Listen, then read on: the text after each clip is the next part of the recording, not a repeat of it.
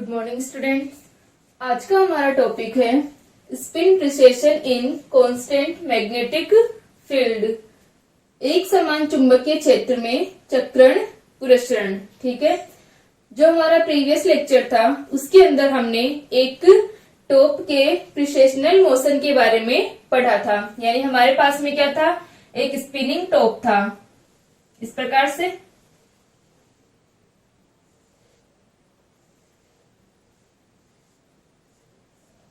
ठीक है, तो ये जो हमारा स्पिनिंग टॉप होता है इसका क्या मोशन होता है, प्रिसेशनल मोशन होता है, यानी पुरस्रण गति होती है। और प्रिसेशनल मोशन क्या होता है कि कोई भी जो घूम रहा है, ये स्पिनिंग टॉप था हमारा, स्पिन मोशन ये कर रहा था, तो ये क्या होगा कि इसकी जो रोटेटिंग एक्सिस होगी, घूर्णी एक्स जो होगी, वो क्या करेगी, किसी फिक्स एक्सिस के रिस्पेक्ट में, जैसे कि हमने क्या ली थी वहां पर, जेड एक्सिस थी हमारी।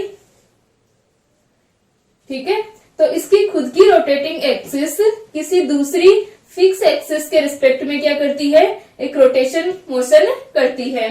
यानी इसका जो स्पिन मोशन हो रहा है, घूर्णन हो रहा है, साथ में क्या होगा, इसका एक दूसरा मोशन भी होगा। यानी इसकी जो खुद की एक्सिस है वो भी क्या करेगी, किसी दूसरी एक्सिस के सापेक्ष क्या करती है, घूमती है।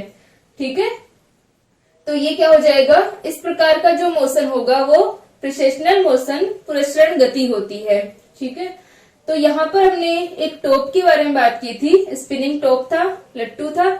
अब हम बात कर रहे हैं कि जो हमारे एटॉमिक पार्टिकल्स होते हैं, जैसे कि इलेक्ट्रॉन, प्रोटॉन, इनका भी क्या होता है, नेज कोणीय संवेग होता है, इंट्रिंसिक एंगुलर मोमेंटम होता है। ठीक है, जैसे अपने पास में इलेक्ट्रॉन, प्रोटॉन आदि पार्टिकल्स हैं, तो इनका भी क्या होगा, इनका एंगुलर मोमेंटम होता है।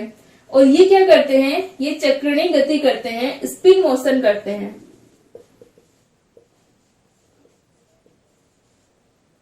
ठीक है, तो इनका स्पिन मोशन होता है, तो इनका क्या हो जाएगा, एक स्पिन मोमेंट होगा, चक्रणीय चुंबकीय आघूर्ण होगा।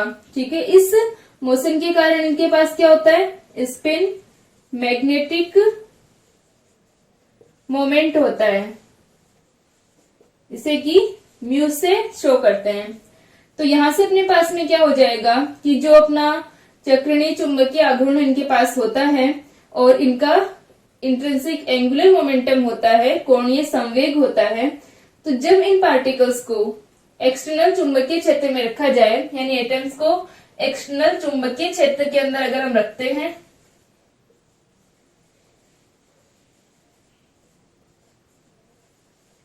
बाह्य चुंबकीय क्षेत्र के अंदर, तो जब इन्हें बाह्य चुंबकीय क्षेत्र के अंदर रखेंगे तो क्या होगा कि ये जो पार्टिकल्स हैं, इनका जो एंगुलर मोमेंटम होगा, कोणीय संवेग जो होगा, वो क्या करने लग जाएगा, प्रिसेशनल मोशन करने लग जाएगा, क्योंकि वहां पर एक चुंबकीय, एक टॉर्क काम करता है। ठीक है, एक चुंबकीय बल आघूर्ण काम करता है, और इस बल आघूर्ण के कारण क्या होता है, इनका प्रिसेशनल मोशन होता है। ठीक है,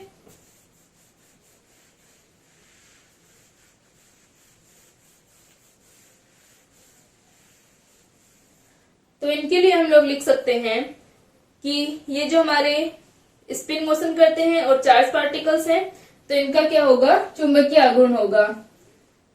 तो परमाणुीय कणों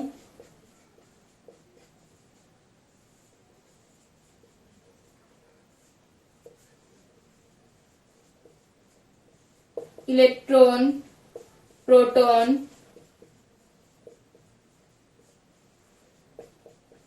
आदि का नेज कोणीय संवेग होता है,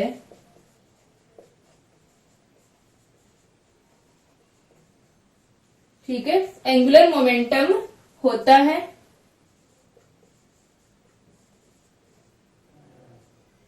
अतः चक्रणीय, ठीक है, कोणीय संवेग होता है तथा ये चक्रणीय गति करते हैं।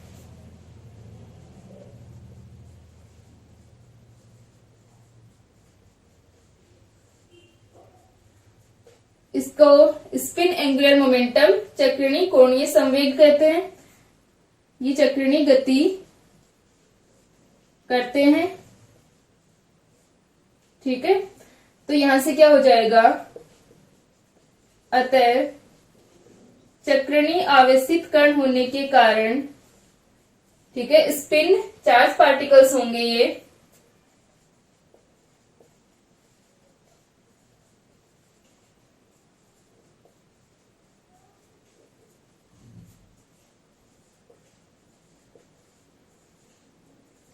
इनका चुंबकीय आघूर्ण होता है,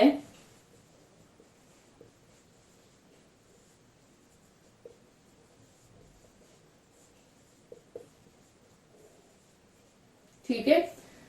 क्या होगा, इनके पास में स्पिन मैग्नेटिक मोमेंट होता है, यानी जब हम इनको मैग्नेटिक फील्ड के अंदर रखते हैं तो क्या होगा, इनके ऊपर एक टॉर्क काम करेगा, और वो टॉर्क किस प्रकार होगा, वो इनको चुंबकीय क्षेत्र की जो डायरेक्शन होगी, मैग्नेटिक फील्ड की जो डायरेक्शन होगी, उसमें लाने का प्रयास करता है, ठीक है। तो यहां से अपने पास में क्या हो जाएगा, इनका चुंबकीय आघूर्ण होता है तथा इन्हें बाह्य चुंबकीय क्षेत्र में रखने पर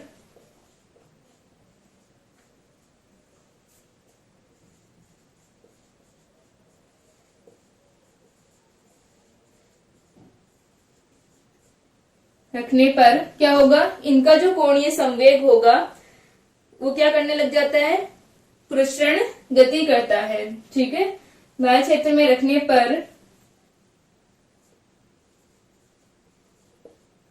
इनके ऊपर या बाह्य चुंबकीय क्षेत्र रखने पर चुंबकीय बल आघूर्ण के कारण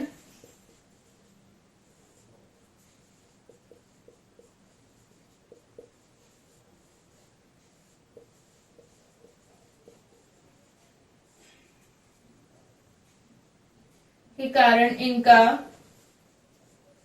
चक्रणीय कोणीय संवेग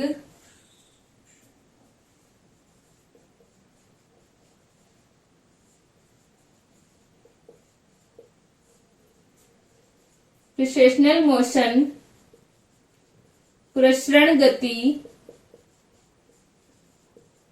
करने लगता है, ठीक है। तो क्या हो जाएगा, वो प्रिसेशनल मोशन करने लग जाएगा।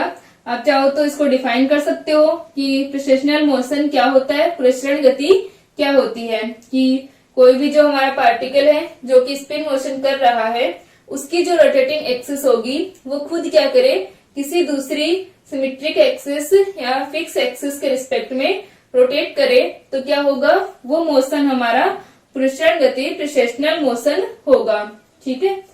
यहां तक लिख लो इसको,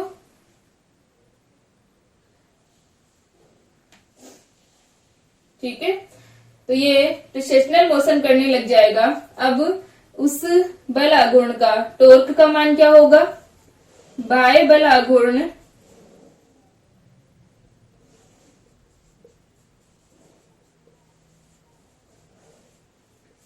तो इक्वल्स टू हो जाएगा म्यू क्रॉस बी वेक्टर, ठीक है। ये अपने पास में क्या आ गया, म्यू क्रॉस बी आ गया। इसको हम लिख सकते हैं tau equal to mu B sine theta, जहां पर म्यू क्या है, चुंबकीय आघूर्ण है, मैग्नेटिक मोमेंट है। जिस प्रकार अपने पास में टो इक्वल्स टू क्या होता है, आर क्रॉस एफ हम लेते हैं, यहाँ पर जो टॉर्क होगा वो किसके कारण है, मैग्नेटिक फील्ड के कारण, और ये जो मोमेंट होगा इन पार्टिकल्स का वो क्या होगा, ये एक तो हमारे पास में चार्ज पार्टिकल्स हैं, इनका कुछ ना कुछ चार्ज होगा, आवेश होगा, दूसरा इनका क्या है, मोशन है। तो यहाँ पर अपने पास में एक मैग्नेटिक फील्ड प्रोड्यूस होगा, और उस मैग्नेटिक फील्ड के कारण ही इन पर क्या लग रहा होगा, टॉर्क लगता है, ठीक है।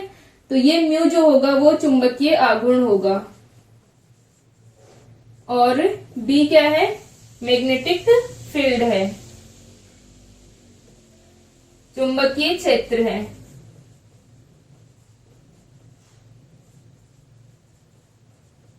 ठीक है।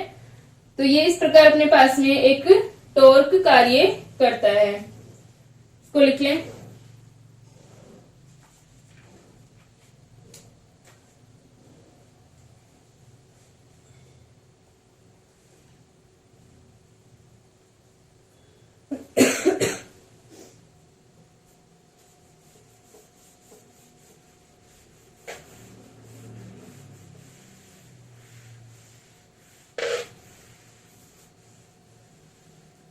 ठीक है, तो ये जो टॉर्क है, इस टॉर्क के कारण क्या होगा कि ये जो टॉर्क इन पार्टिकल्स का जो मैग्नेटिक मोमेंट है, यानी इन पार्टिकल्स को क्या करता है, चुंबकीय क्षेत्र की जो दिशा होगी मैग्नेटिक फील्ड की डायरेक्शन में लाने का काम करता है। तो इनका जो कोणीय संवेग होगा जे, वो क्या करने लग जाएगा, प्रिसेशनल मोशन करने लग जाएगा। यानी इस स्पिनिंग टॉप की तरह ये भी क्या करेगा, एक शंकु के आकार की, यानी एक कोन के शेप बनाएगा। ठीक है, इसका जो सिरा है, इसका जो वर्टेक्स है, वो क्या करेगा, इस तरह से घूमेगा। ठीक है, ये इसका क्या होगा, वर्टेक्स होगा, और ये इस तरह से घूम रहा है। और कोणीय संवेग जो है जे जो होगा, इसका सिर्फ क्या होगा, डायरेक्शन चेंज होगी, मैग्नीट्यूड चेंज नहीं होता है। तो ये क्या करेगा, घूमते हुए एक सर्कल को ड्रॉ करेगा। ठीक है, और ये इसका क्या रहेगा, वर्टेक्स रहेगा। तो जो शेप बनेगी वो क्या बन जाएगी, एक कोन शेप बन जाएगी। ठीक है, शंकु की आकृति को क्या करेगा, ये प्रक्षेपित करेगा। तो इस प्रकार अपने पास में क्या होगा, जो चार्ज पार्टिकल्स होंगे उनका जो मोशन होगा वो प्रिसेशनल मोशन हो जाएगा। अब टो इक्वल टू अपने पास क्या आ गया, म्यू बी साइन थीटा। तो जो टो इक्वल्स टू क्या होगा, म्यू क्रॉस बी। अब टो का मान क्या होता है, डीजे अपॉन डी। तो यहां से अपने पास में आ जाएगा, क्योंकि tau equal to D J upon D, तो हम लिख सकते हैं D J upon D T equals to mu cross B.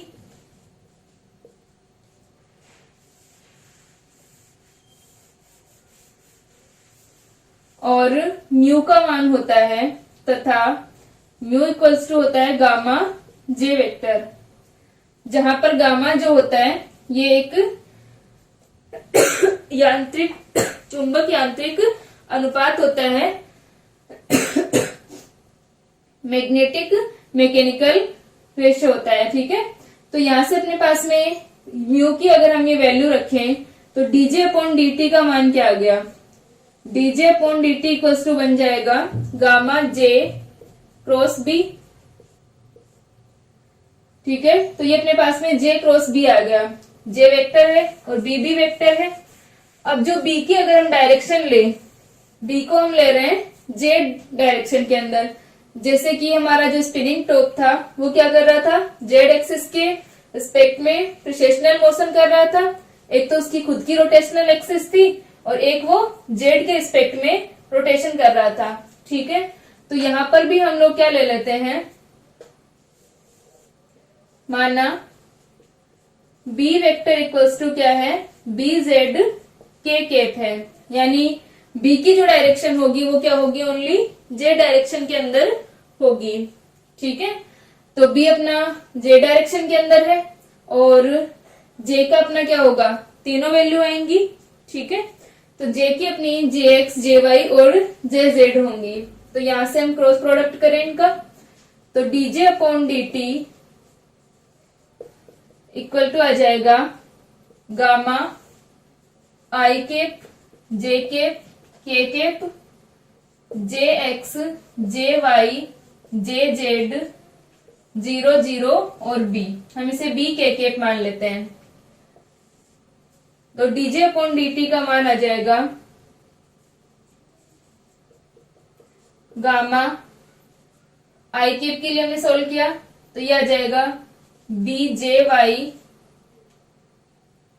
I cap minus J cap के लिए सोल्व करेंगे तो ये अपने पास में आ जाएगा B J X J cap.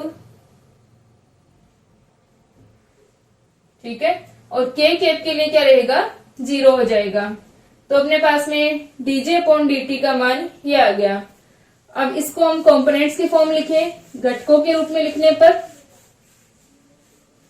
ठीक है। कंपोनेंट्स की फॉर्म में अगर हम इसे लिखें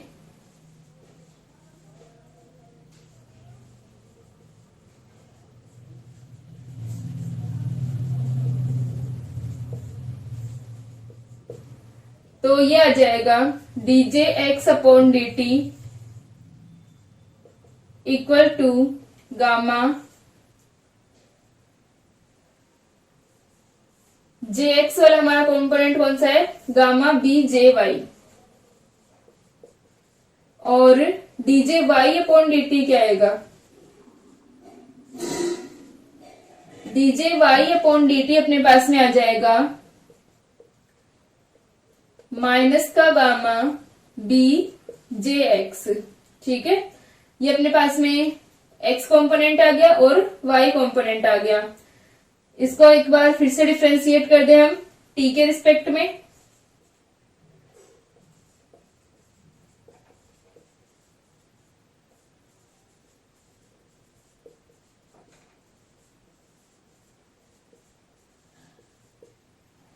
तो क्या बन जाएंगे d2jx upon dt2 equal to gamma b djy upon dt और d2jy upon dt2 equal to gamma b djx upon dt। यह आ जाएगा माइनस में। अब इसके अंदर हम djy अपॉन dt का मान रख दें तो माइनस का gamma square B square jx आ गया। इसके अंदर आ जाएगा माइनस gamma square B square jy आ जाएगा।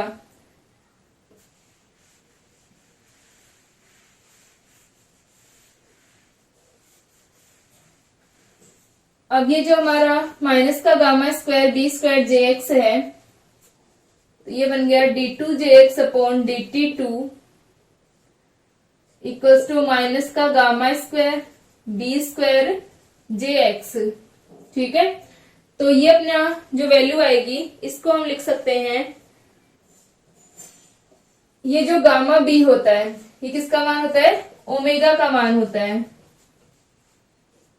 ठीक है। तो omega equals to gamma B.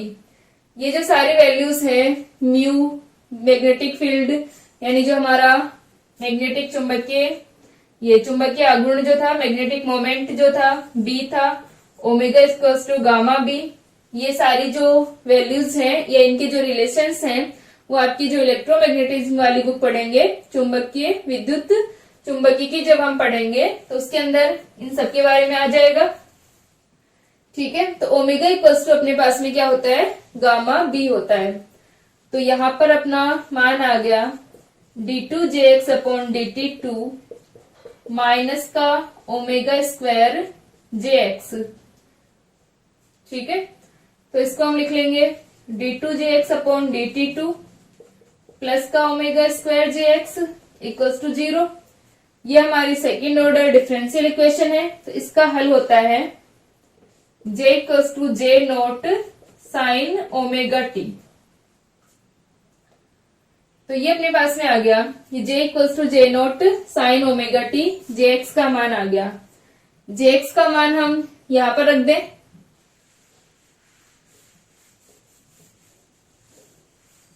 तो ये क्या बन जाएगा, d upon D t, jx का मान रखा, j naught sine omega t, gamma b की जगह रख दिया हमने ओमेगा जे वाई।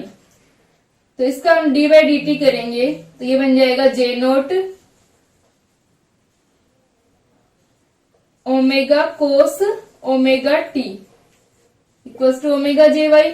ओमेगा से ओमेगा कैंसिल, तो जे वाई आ गया J naught cos omega T. और अपना D Z upon D T equals to क्या था, कांस्टेंट था, 0 था। जब हमने जे क्रॉस बी को सोल्व किया था, d J upon D T equals to क्या था हमारा, जे क्रॉस बी।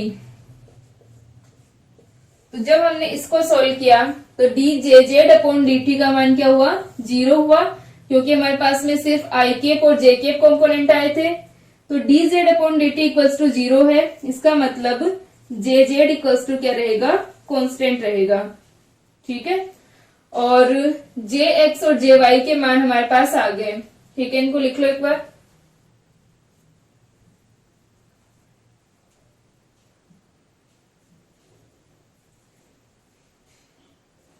तो जो अपने पास में jx और jy के मान आए हैं, इनसे हम देख सकते हैं कि j इक्वल्स टू क्या हो जाएगा,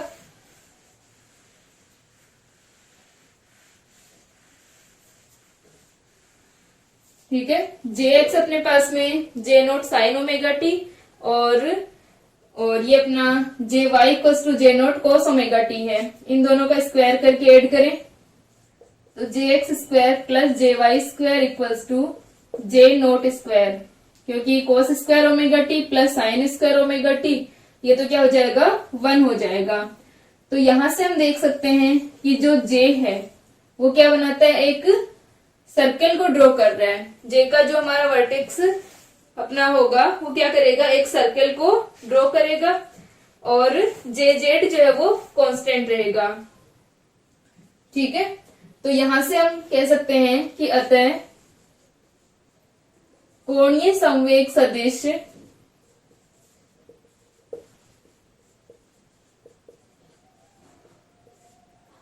एक वृत्त बनाएगा। ठीक है, क्योंकि हमारा जो एंगुलर मोमेंटम है वो क्या कर रहा है, प्रोसेशनल मोशन कर रहा है, तो ये अपने पास में एक्स वाई तल के अंदर क्या बनाएगा, एक वृत्त बनाएगा।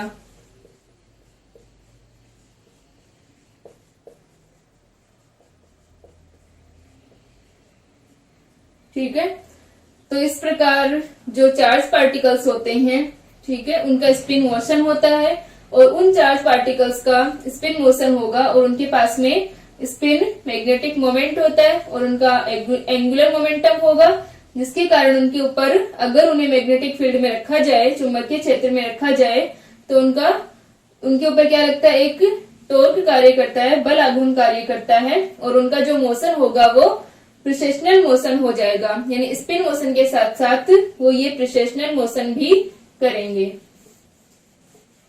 और अपने पास में जो omega equals to gamma b था, इस गामा का मान होता है E upon m c electron के लिए, तो ओमेगा का मान आ जाता है EB अपॉन एम सी, इसे लार्मर फ्रीक्वेंसी कहते हैं।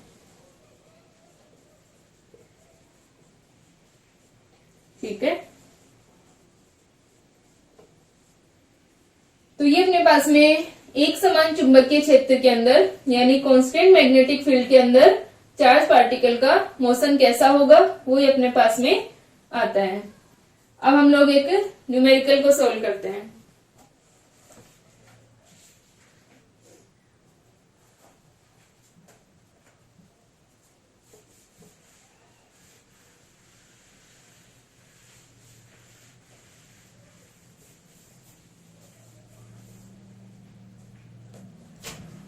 हमें क्वेश्चन दिया गया है, एक निकाय में 3 समान द्रव्यमान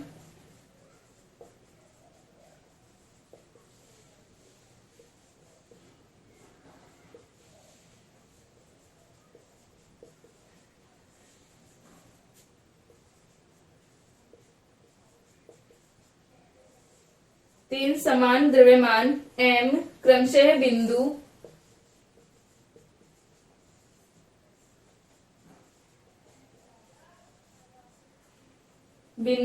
A00, 0A2A,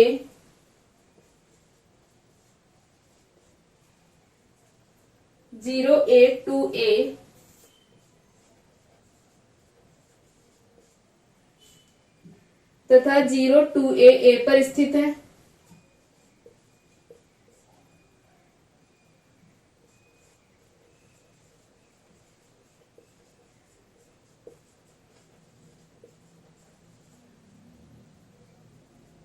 इस निकाय के समस्त जड़त्वीय गुणांक ज्ञात कीजिए।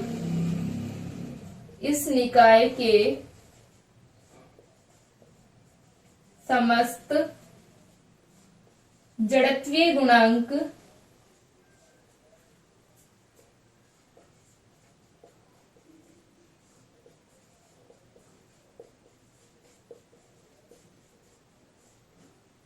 ज्ञात कीजिए। ठीक है, तो ये अपने पास में एक्स वाई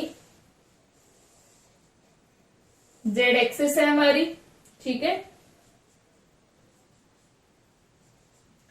और हमें पार्टिकल्स जो ये तीन मासेस जो दे रखे हैं वो कहां कहां पर दे रखे हैं। एक तो A00 पे यानी एक्स एक्सिस के ऊपर, दूसरा हमको गिवन है 0A2A के ऊपर यानी x का मान 0 है, y का मान a है और z का मान कितना है 2a है। फिर उसके बाद में हमें गिवन है 0 2a और a के ऊपर यानी x 0 है, y 2a है और z a है। तो x ये y अपना 2a हो जाएगा और z a हो जाएगा।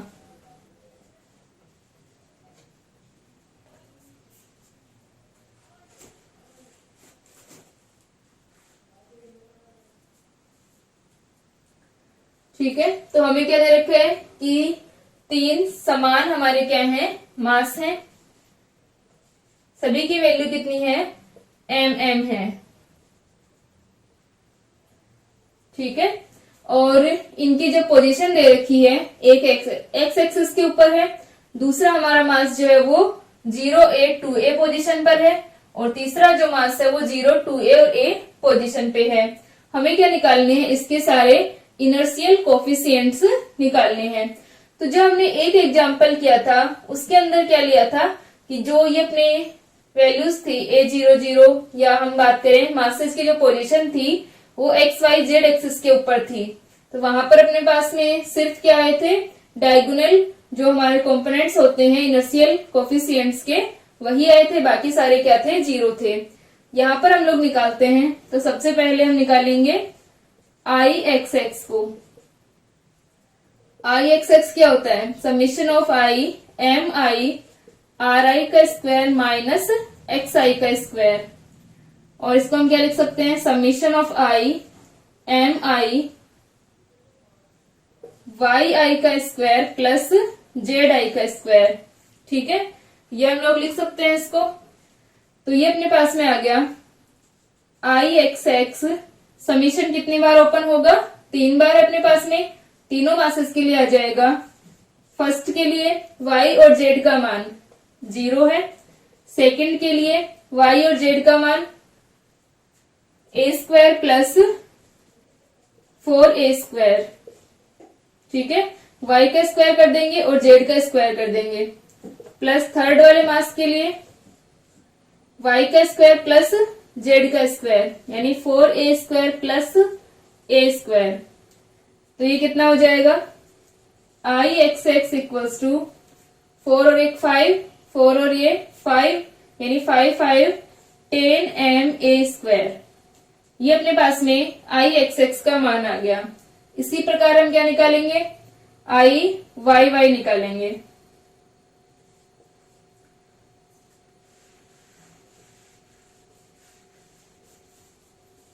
आई वाई वाई अपने पास में आ जाएगा summation of I M I R आई का स्क्वायर माइनस वाई आई का स्क्वायर। तो ये होगा summation of I M I X I का स्क्वायर प्लस जेड आई का स्क्वायर। निकाल लेंगे तीनों मासेस के लिए। तो ये हो जाएगा m इंटू फर्स्ट वाले के लिए एक्स का स्क्वायर प्लस जेड का स्क्वायर, तो ओनली क्या हो गया a² प्लस 0। सेकेंड वाले के लिए एक्स का स्क्वायर प्लस जेड का स्क्वायर, तो 0 प्लस 4a²। थर्ड वाले के लिए एक्स का स्क्वायर प्लस जेड का स्क्वायर 0 प्लस a²। तो यह आ जाएगा 1 और 1 2 और यहाँ पे कितना है 4 यानी 6 ma²। ठीक है, इसी प्रकार हम क्या निकालेंगे, जेड के लिए निकालेंगे, आई जेड जेड का मान निकालेंगे। ठीक है, इसको लिख लो। इसी प्रकार हम क्या निकाल लेंगे, आई जेड जेड का मान।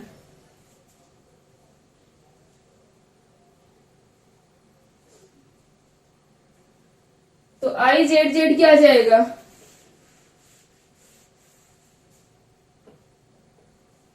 यहाँ पर जेड आई का स्क्वायर बन जाएगा, तो आई जेड जेड आ गया, summation of I M I X I का स्क्वायर प्लस वाई आई का स्क्वायर।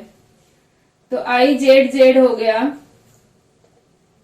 एम इंटू एक्स का स्क्वायर प्लस वाई का square, A square plus 0 plus M into उस वाले के लिए ये भी ए स्क्वायर हो जाएगा, प्लस का m into x square plus y square, ये हो गया 0 प्लस 4a स्क्वायर।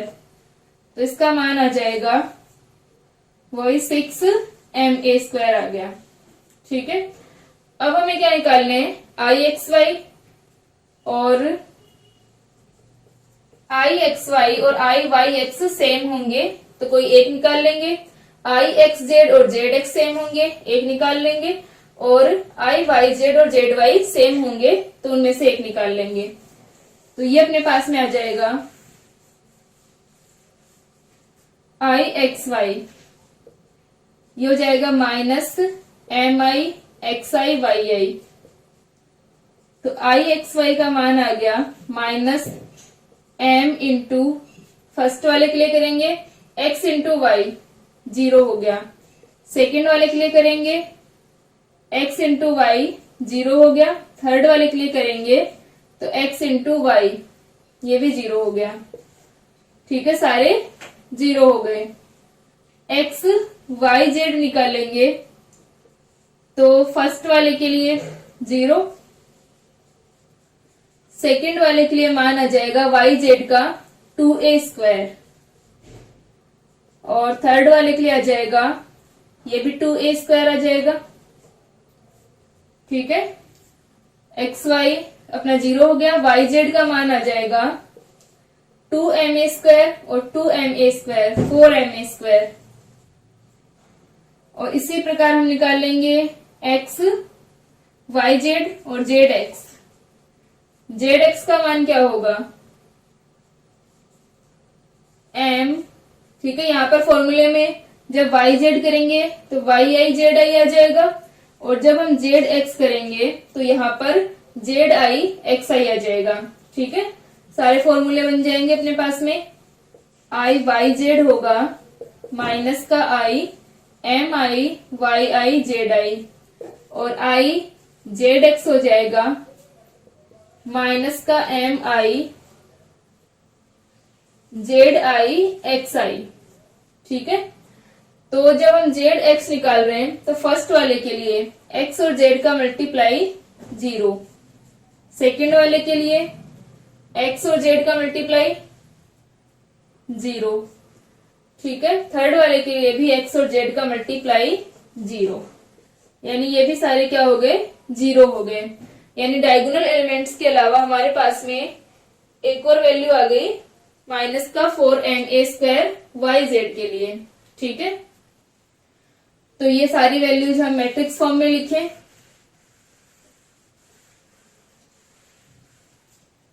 तो आई मैट्रिक्स क्या बन गई, यानी सारे इनर्शियल कोफिशिएंट्स, ये क्या है सेकेंड रैंक टेंसर है, तो इसके सारे 9 कंपोनेंट्स होते हैं, उनके मान क्या है। आई एक्स एक्स का मान कितना आया 10ma स्क्वायर।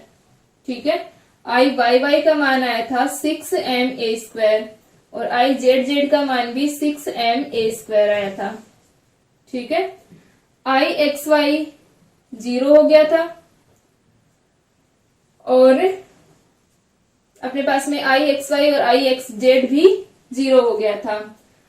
आई वाई एक्स, अगर आई एक्स वाई 0 है तो क्या होगा आई वाई एक्स भी 0 होगा, आई जेड वाई और आई वाई जेड, यानी आई वाई जेड का मान कितना था माइनस का 4ma स्क्वायर था। आई जेड एक्स 0 होगा, और आई जेड वाई का मान फिर से माइनस का 4ma स्क्वायर। ठीक है, तो ये हमारी क्या आ गई इनर्शियल कोफिशिएंट्स की मैट्रिक्स आ गई। ये सारे जो हमारे इनर्शियल कोफिशिएंट्स आएंगे 9 कंपोनेंट्स जो है वो ये आएंगे। यहाँ पर क्या है ये प्रिंसिपल एक्सिस नहीं होंगी, क्योंकि इनके अलावा अपने पास में डायगोनल जो एलिमेंट्स हैं, इनके अलावा जो ऑफ डायगोनल एलिमेंट्स हैं उनके भी मान आ रहे हैं। तो इस प्रकार हमें कोई भी सिस्टम गिवन होगा उसके लिए हम लोग इनके फॉर्मूले रख करके, ठीक है, इनके ऊपर न्यूमेरिकल आता है। इस न्यूमेरिकल में बस हमें क्या करना है, आई के जो कंपोनेंट्स हैं उनके फॉर्मूले याद रखने हैं। ये तीनों तो मोमेंट ऑफ इनर्शिया होंगे ही, ठीक है, जड़त्व आघूर्ण है। बाकी के क्या है, हमारे प्रोडक्ट ऑफ इनर्शिया हैं। तो उन सबके फॉर्मूले रख करके न्यूमेरिकल्स को सॉल्व कर सकते हैं।